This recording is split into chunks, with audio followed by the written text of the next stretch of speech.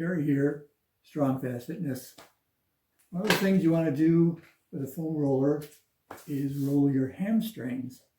And one of the ways people often do it is by putting both legs on the hamstrings, on the roller rather, and then rolling this way. It's better than nothing, but you're much better off isolating each leg one at a time.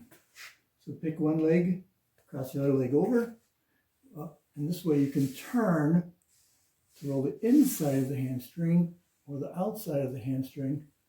You find the inside you need it the most, especially if you're doing squats, where you push your knees out the way you should. So that's the best way for doing general hamstring rolling. There's another way of doing it face down, especially for the inside, but we're not going to cover that one today.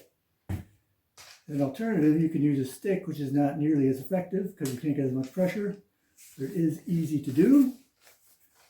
And you can just roll that wherever you need it. So, 2 ways of attacking the hamstring. Just make sure you do one at a time, not both at once. And that's it. Be seeing you.